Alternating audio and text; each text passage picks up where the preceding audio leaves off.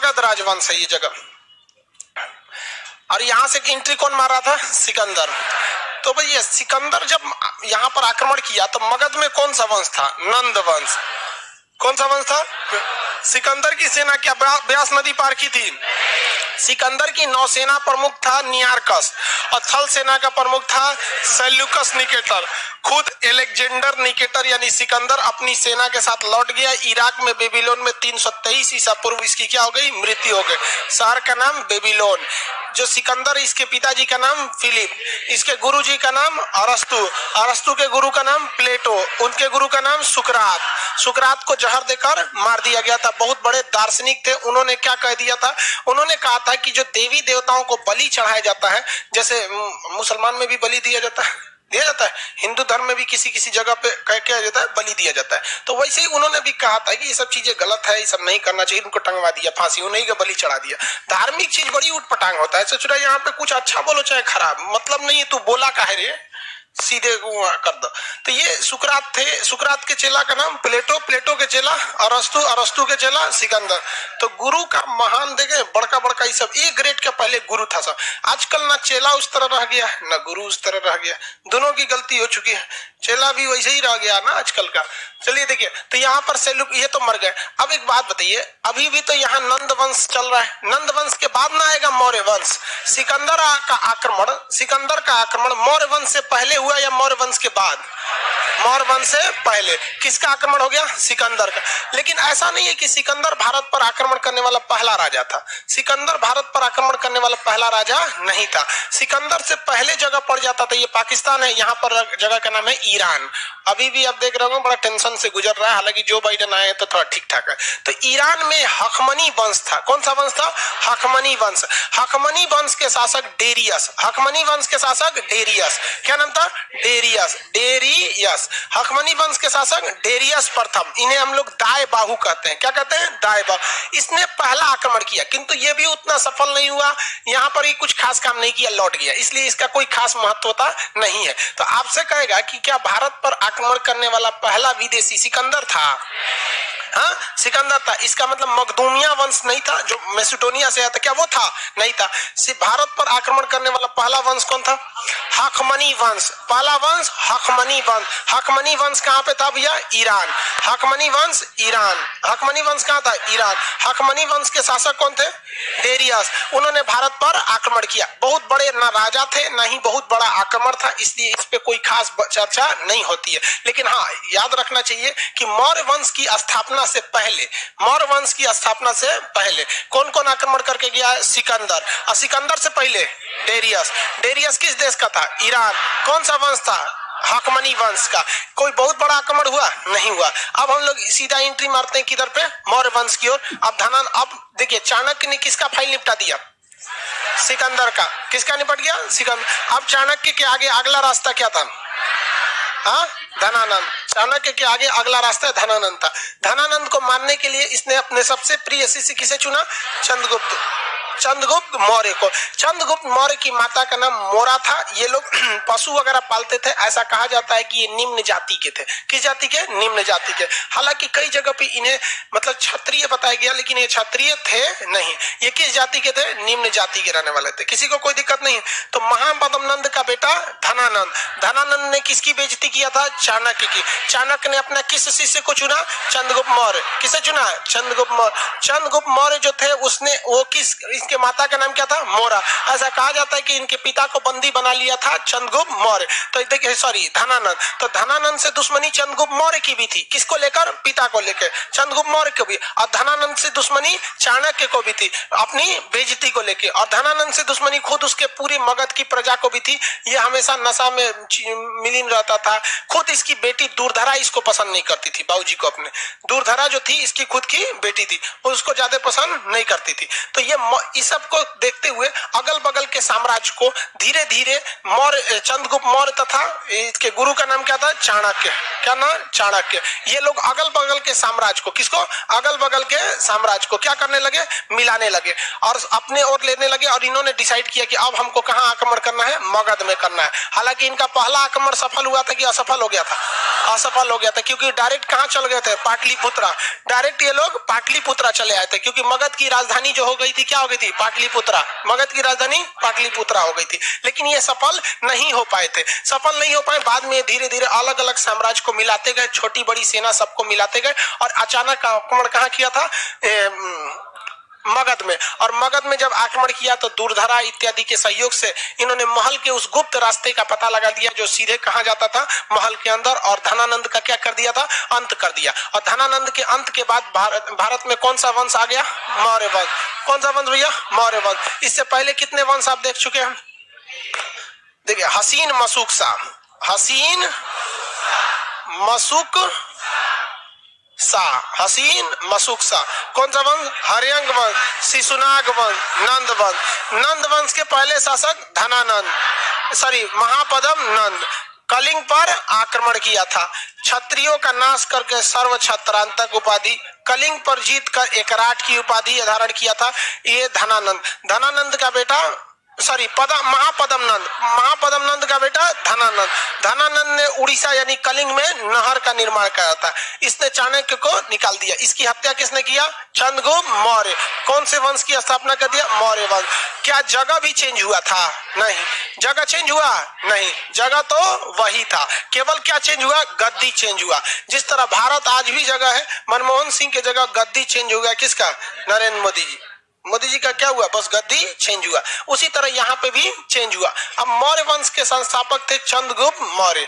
इनके बारे में बड़ी बड़ी कहानी है चंद्रगुप्त मौर्य के बारे में। अब इनकी कहानियों में अभिलेख, इनकी जानकारी कहाँ से मिलती है, तो पत्थर उत्थर पे कहीं लिखा होगा तो अभिलेख से इनकी जानकारी मिलती है। कुछ विदेशी किताबों में इनकी जानकारी मिलती है, कुछ खुद चाणक्य की पुस्तक अर्थशास्त्र, चाणक्य की पुस्तक अर्थशास्त्र, इसमें भी क्या मिलती है, जानकारी मिलती है। तो ये सब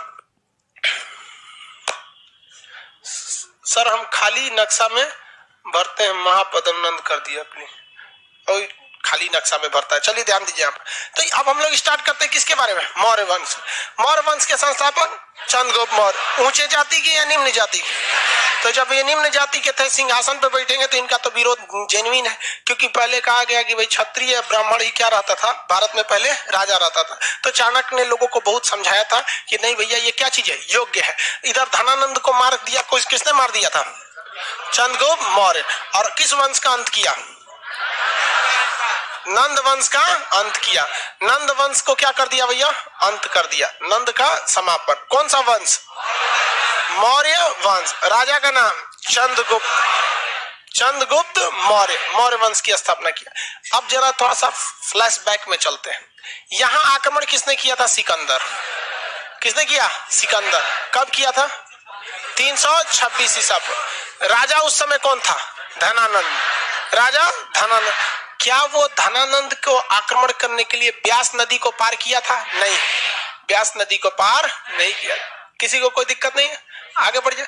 लेकिन जब ये लौटा था तो इसका थल सेना प्रमुख जो था सेल्यूकस निकेटर और नौसेना प्रमुख नियारकस। नियारकस को कोई ऐतराज था, नहीं। ऐतराज किसको था, सेल्यूकस निकेटर को। वो थोड़ा थोड़ा भांप रहा था कि यहाँ पे कुछ न कुछ क्या हो रहा है, गड़बड़ हो रहा है।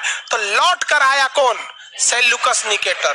कौन आया, सेल्यूकस निकेटर। लौट के आया सेल्यूकस निकेटर, ये लौट कर आया। और यहां जब देखा लौट कर आया और इसने ब्यास नदी को पार कर गया ससुरा, यहां पर क्या कर गया बहू, ब्यास नदी को पार कर गया यहाँ पे। अब यहाँ आया तो उसको लगा कि यहाँ शासक कौन होगा, धनानंद होगा। लेकिन यहाँ तो हो गया गड़बड़, ब्यास नदी को पार किया तो यहाँ कौन वंश मिल गया, मौर्य वंश। मौर्य वंश का राजा चंद्रगुप्त मौर्य बहुत ही योग्य, ईमानदार, कर्मठ था। दूसरा, इसका खुद का प्रधानमंत्री चाणक्य। खुद का प्रधानमंत्री कौन था, चाणक्य। वही चाणक्य जो इनके अब्बा को यहाँ से भेज दिया था, सिकंदर को भेज दिया था। तो सोचिए क्या इस बार सेल्यूकस निकेटर जीत सकता है, हेलने का तो हेल गया यहाँ पर, लेकिन दिक्कत ये थी कि इसको ये बात का किसी ने बता दिया कि भैया यहाँ चंद्रगुप्त मौर्य के पास बहुत ज्यादा हाथी हैं सब, तो इसने भी अपनी सेना में क्या लेके आया था, हाथी लेके आया था। ये बात पता चल गई चंद्रगुप्त मौर्य के प्रधानमंत्री यानी चाणक्य को कि ससुरा हाथी लेके आया है। तो युद्ध का माहौल बनाने से पहले ये लोग थोड़ा सा समय कर लिए, घेर लिए इत्यादि को पूरी तरह से, और बरसात का दिन का इंतजार किए और युद्ध को उस डायरेक्शन में ले गए जिधर पानी भर जाता है। अब जब पानी भर जाएगा ना तो उसमें चंद्रगुप्त मौर्य ने अपनी फौज में जो बहुत सारे मात्रा में घोड़े को रखा था। चंद्रगुप्त मौर्य ने क्या रखा, घोड़ा। घोड़ा ससुरा पानी हिल जाता है, बढ़िया से दौड़ जाता है, थोड़ा थोड़ा पानी में एकदम आराम से दौड़ जाता है, और हाथी बिछला के गिर जाती। अब ससुरा हाथी गिरेगी तो उठने में 10 मिनट टाइम लगेगा। भाई अब समझ कीजिए, हम लोग मतलब पतला दुबला आदमी, हम लोग अगर गिर गए तो फटाक से उठ जाएंगे। कोई 2 कुंटल का है, उठ पाएगा जल्दी? नहीं उठ पाएगा। तो इसमें सोचा हाथी उसकी फंस गई। दूसरा, चंद्रगुप्त मौर्य ने अपनी, ये तो पूरी तरह षड्यंत्र में था, अपनी फौज में इसने स्वतंत्र घोड़ों को रखा था, घोड़ा वगैरह। सचुरा रथ लेके आए थे, महाभारत लड़ रहे रथ लेके आए। अरे महाभारत का रथ या धनुष, वो धनुष में ताकत नहीं थी ना रथ में। मेन युद्ध महाभारत मंत्रों पे था। वो तो बिना तीरे का दुकान मंत्र पढ़ते थे तो खतरनाक को तीर निकल जाता था, ले आए जा। वो मंत्र का लड़ाई था महाभारत, वो शक्ति प्रदर्शन थोड़ी था। कहने के लिए वो शस्त्र की लड़ाई थी, लेकिन उसमें ज्यादा प्रयोग शास्त्र का हुआ था। शस्त्र का प्रयोग, अब किसी को मंत्र नहीं आ रहा है, ले आ नहीं लकड़िया वाला तीर मारे, ये मरा के खत्म हो गए रहते महाभारत में। यहाँ पे तो ये रथ वथ लेके आए थे। आओ सचुरा घिरा उड़ा के मर गया। यहाँ पूरी तरह इसकी सेना मरने लगी और पूरी तरह से कौन कह रहा है कि सर महापद्मनंद छूट गया? देखो इसको एप्लीकेशन वाले को, लोल को महापद्मनंद नहीं पढ़ाए हैं, मैंने चंद्रगुप्त मौर्य ऐसे चलाया। कल बताए एक सर्व छत्रांतक करात की बात, एक एप्लीकेशन वाला है सब कर्म फोर, ये ठीक रहता है सब। अपने नहीं रहेगा तो नाच ना आया आंगन टेढ़ा, सीधे जो चीज समझ में नहीं आएगा। सर नहीं पढ़ाए थे आप। सेल्यूकस निकेटर यहाँ जीत रहा था, यहाँ रहा था, बहुत बुरी तरह फंस गया। कौन? सेल्यूकस नहीं। और जीत कौन रहा था? चंद्रगुप्त मौर्य। चंद्रगुप्त मौर्य मने मन सोचा सचो तोरे अब्बा को हराए थे सिकंदर को, अब की तोर बारी है। अब सेल्यूकस निकेटर फंस गया। यहाँ सेल्यूकस निकेटर की हालत ऐसी थी कि 1-2 दिन लड़ाई और चल जाती तो सेल्यूकस निकेटर युद्ध में हार जाता और मारा जाता। इसलिए इसने अपनी बेटी कार्नेलिया को आगे कर दिया। आओ बहुते सुंदर, एकदम बाल उल खोल के लहरा के तलवार लेके निकली है। चंद्रगुप्त मौर्य देखा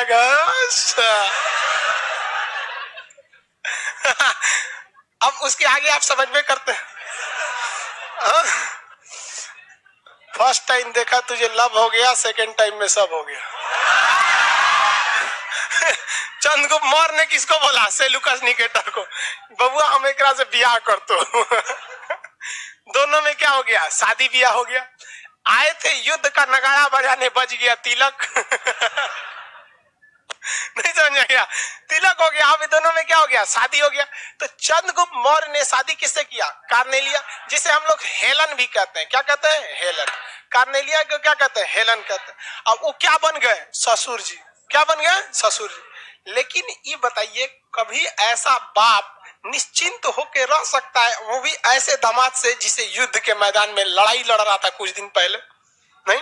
तो इसको एक बात का टेंशन जरूर था कि कहीं ऐसा ना हो कि हम यहाँ से अपनी सेना लेकर वापस जाए यूनान, तो यहाँ हमारी जो पत्नी है हेलन, इसको कहीं नहीं, इसकी जो पत्नी है यानी उसकी बेटी हेलन, कहीं उसको चंद्रगुप्त मौर्य थूर मत दे।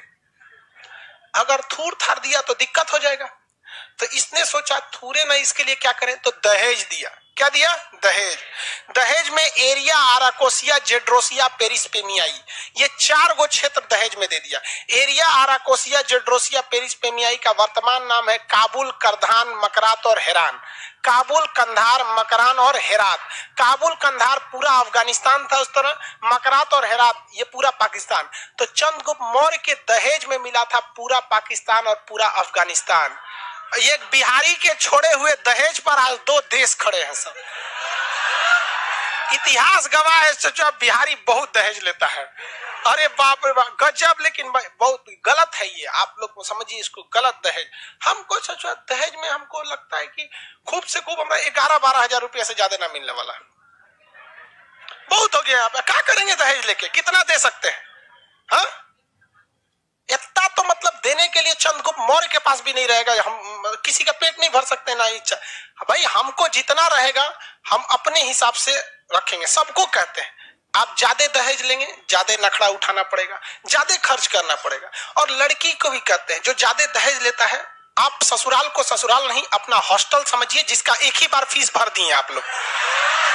समझ में गया? सास ज्यादा हुक्म चलाए तो सीधा कहिए, खान सर बोले थे कि दहेज लिया ससुराल, ससुराल नहीं हॉस्टल है, तुम मेरी सास नहीं वार्डन है, हॉस्टल की वार्डन।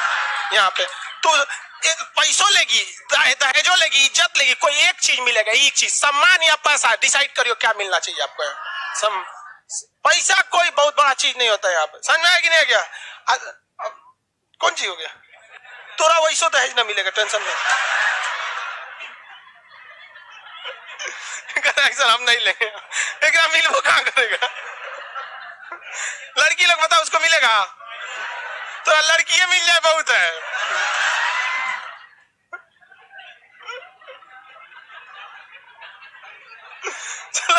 इधर देखो, ध्यान दो, दहेज नहीं लेना चाहिए, गलत बात है यहाँ पे। खुद से इतना काम है। देखिए लड़की सबको भी भाई, देखिए लड़की सब में भी क्या कहे, लड़का का ही एक तरफा गलती नहीं होता है दहेज में। लड़की रहेगी ग्रेजुएशन हिस्ट्री ऑनर से, और उसको पता नहीं है कि पानीपत की तृतीय लड़ाई कब हुई थी, और उसको लड़का चाहिए सरकारी नौकरी वाला। दहेजवा मेन यहां से शुरू होता है। बेरोजगार हो, बेरोजगार से शादी करो, दहेज मांगने की झंझट नहीं है। नौकरी है, नौकरी वाले से करो, नहीं मिलेगा। लेकिन जब आप रहिएगा पहली कक्षा में और सोचिएगा 7वीं कक्षा में, मतलब अपने से ऊपर वाले में लगेगा, भाई पैसा लगबे करेगा, जेन्युइन है, पैसा लगेगा, आप उस कैटेगरी के रहिए, कोई दिक्कत नहीं है। नहीं समझ में आ गया? लड़कियों सब में नहीं होते सब, अपने कुछ ना पता रहता है, लड़का चाहिए हमको एकदम सरकारी नौकरी। सरकारी नौकरी मिलने करेगा सरकार। आप लड़की लोग में जिसका जॉब हो जाएगा, किसी को दहेज देने की जरूरत नहीं पड़ेगी। क्या जरूरत दहेज? कोई मंगबो नहीं करेगा दहेज, जानता है कि दहेज से ज्यादा का सैलरी हो जाएगा, और दहेज उसमें जरूरत भी नहीं पड़ेगी। पढ़ लिख के नौकरी ले लीजिए, 50% अपने ससुराल वालों को दे दीजिएगा, अब कुछ जब तक माँ बाप जिंदा है माँ बाप को दे दीजिएगा, जब माँ बाप चले जाए तब भाई को थोड़े देना, तब 100% दीजिए। समझ आएगी नहीं? तो इसने शादी किससे कर लिया? हेलेन से। और पूरा पाकिस्तान और अफगानिस्तान क्या मिल गया? दहेज में। इसके बावजूद इसको डर लगता था कोई मारे मत उकरा। रीजन समझिए कि ये बिहारी और सीबीएसई बोर्ड की यूनान की जमेगा कब? वो नहीं, सुबह उठ के ब्रेड बिस्कुट खाए वाली, दाल चावल खाने वाला जमवे नहीं करता था। तो इसलिए इसने अपना एक दूत भेजा, मेगास्थनीज। मेगास्थनीज क्या भेज दिया? मेगास्थनीज। क्या भेजा था? मेगास्थनीज। चंद्रगुप्त मौर्य के दरबार में सेल्यूकस निकेटर ने किसे भेजा? मेगास्थनीज को। कहा कि देख, अगर हमारी बेटी पिटाएगी, चाहे कुछ भी क्या होगा, तामझाम होगा यहाँ पर, तो तुमको क्या कर लेना है? तुरंत हमको क्या करना है? संदेश भेजना है। क्या करना है? संदेश भेजना है। किसी को कोई दिक्कत है? आगे बढ़ जाए तो तुरंत संदेश। लेकिन बाद में धीरे धीरे सब सही हो गया, कोई दिक्कत नहीं रह गया, यहाँ पर सब कुछ, सब खुशहाल जिंदगी जीने लगे। मेगास्थनीज में बिहार में बस गया अच्छा से, इसको भी कोई दिक्कत नहीं आने लगा। और इसने एक किताब लिख दी मेगास्थनीज ने, नाम था इंडिया में रह के लिखा, इसलिए नाम क्या पड़ गया? इंडिका। इंडिका पुस्तक में क्वेश्चन आएगा कि मगध वंश की जानकारी सबसे बेहतरीन किस पुस्तक में? इंडिका में। यानी प्राचीन भारत की जानकारी के लिए इंडिका सबसे महत्वपूर्ण बोर्ड। उसने कहा भारत में कुल 7 तरह के लोग रहते हैं, 7 वर्गों में बांटा था, ऊंची जात, नीची जात इत्यादि वगैरह में कई तरह के लोगों में बांटा था मेगास्थनीज ने। और मेगास्थनीज ने यह बात भी कहा था कि भारतीय लोगों को पढ़ने में इंटरेस्ट है। किसमें इंटरेस्ट है? पढ़ने में।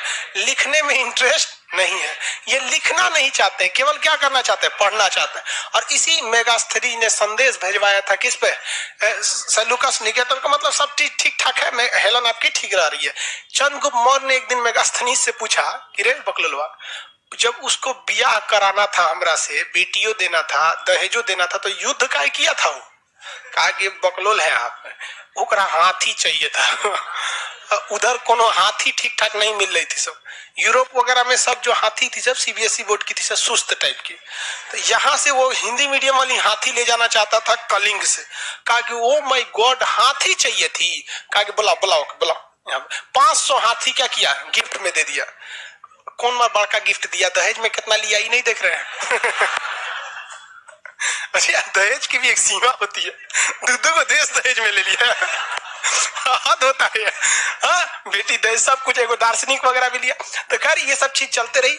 दहेज उस समय जो दहेज लिया गया था, आप बात समझिए, वो दहेज दहेज के रूप में नहीं था, वो क्षेत्रफल विस्तार का था कि हम तो लेवे करेंगे, या दहेज में दीजिए या युद्ध हार के आपकी लाश पे चढ़ के ले लेंगे। तो होशियार निकला, कहा कि एक बिहारी सबसे नहीं ऐठना चाहिए, इन सबको दे देना चाहिए। तो ये इधर उनका चैप्टर क्लोज हो गया। इधर मेगास्थनी ये लोग अपना खुशहाल जिंदगी जीने लगे यहाँ पर। अब चंद्रगुप्त मौर्य जो था ना, बहुत सामाजिक कार्य भी करता था, सामाजिक कार्य भी बहुत करता था। इसने बंगाल के क्षेत्र में भी कई काम किए, नहर वगैरह का निर्माण किया, बहुत सारा काम बंगाल में किया, जिसका जानकारी वहां एक पत्थर है जिसका नाम है महास्थान। पत्थर में जगह का नाम क्या है, महास्थान। वहां इसने अपनी जानकारी लिखा कि भैया बंगाल में भी हमने बहुत सारा काम किया।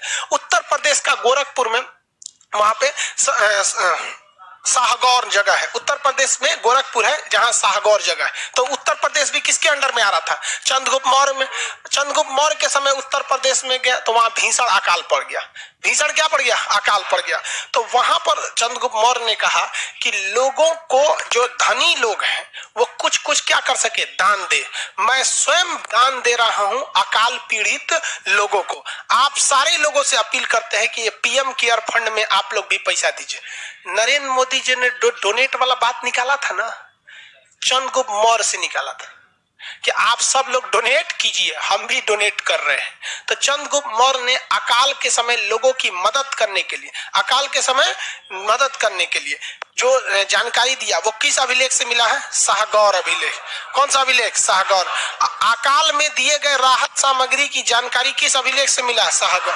शाहगौर अभिलेख यूपी के कहां पर है, गोरखपुर।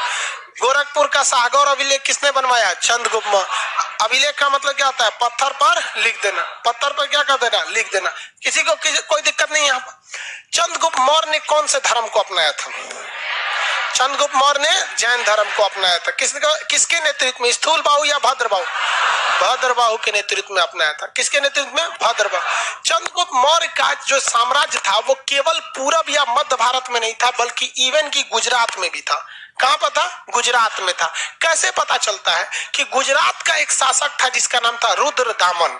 गुजरात का एक शासक था जिसका नाम था रुद्रदामन। बहुत साल बाद जब पत्थरों की खुदाई हो रही थी तो वहां एक अभिलेख मिला, जो किसका अभिलेख था, रुद्रदामन का। और रुद्रदामन ने लिखा है कि मैं गुजरात का शासक रुद्रदामन यहाँ स्थित सुदर्शन झील का पुनर्निर्माण करवा रहा हूँ। निर्माण नहीं करवा रहा हूँ, पुनर्निर्माण करवा रहा हूँ। इस झील का निर्माण, किस झील का, सुदर्शन झील का निर्माण। इस झील का निर्माण चंद्रगुप्त मौर्य यानी मगध का शासक चंद्रगुप्त मौर्य ने सरकारी खर्च पर कहां पे कराया था, गुजरात में कराया। कहां कराया था, गुजरात। इसका मतलब ये पता चलता है कि चंद्रगुप्त मौर्य का साम्राज्य पूरब में बंगाल तक था कि नहीं था, अब पश्चिम में गुजरात तक, अब दहेज में तो एक दो ले लिया था। तो चंद्रगुप्त मौर्य का पश्चिमी विस्तार, चंद्रगुप्त मौर्य का पश्चिमी विस्तार की जानकारी किस अभिलेख से मिलती है, जूनागढ़ अभिलेख। किस अभिलेख से, जूनागढ़ अभिलेख। किस अभिलेख से, जूनागढ़ अभिलेख से। जूनागढ़ अभिलेख किसका है, जूनागढ़ अभिलेख किसका है, किसका, रुद्रदामन। तो रुद्रदामन ने क्या लिखा है कि हम बनवाए हैं झील, क्या लिखा है, पुनर्निर्माण करवा रहे हैं, जीर्णोद्वार या पुनर्निर्माण करा रहे हैं। इसका निर्माण मगध शासक चंद्रगुप्त मौर्य ने सरकारी खर्च पर कराया था। महास्थान अभिलेख कहाँ है, बंगाल में। महास्थान अभिलेख बंगाल में। तो इससे यह पता चलता है कि चंद्रगुप्त मौर्य का शासन पूरब तक था। और जूनागढ़ अभिलेख से क्या पता चलता है कि चंद्रगुप्त मौर्य का शासन पश्चिम तक था। और मेगास्थनीज की पुस्तक इंडिका जो है, इंडिका, इससे पता चलता है कि भैया एरिया आराकोसिया जेड्रोसिया ये दहेज में लिया था। अकाल के समय दी जाने वाली सामग्री की जानकारी किससे मिली, शाहगौर अभिलेख से। किस अभिलेख से, शाहगौर। कौन अभिलेख भैया, शाहगौर अभिलेख। शाहगौर अभिलेख कहाँ है, उत्तर प्रदेश के गोरख। आप बताएंगे चंद्रगुप्त मौर्य को इतना महान बनाने में सबसे ज्यादा योगदान किसका, किसका था? चाणक्य। चाणक्य के पिताजी का नाम क्या था? गुणी। गुणों से भरपूर थे, क्वालिटी था, गुण नहीं बोलते, बहुत गुणवान व्यक्ति है, तो गुणी थे। गुणी पुत्र चाणक्य, गुणी पुत्र चाणक्य। इनके पिता का नाम क्या था? गुणी। तक्षशिला में ये क्या करते थे? शिक्षा, मतलब प्रोफेसर थे। तक्षशिला कहां पर है? पाकिस्तान। तक्षशिला पाकिस्तान। उस समय पाकिस्तान में नहीं था, भारत में था। अभी है पाकिस्तान में।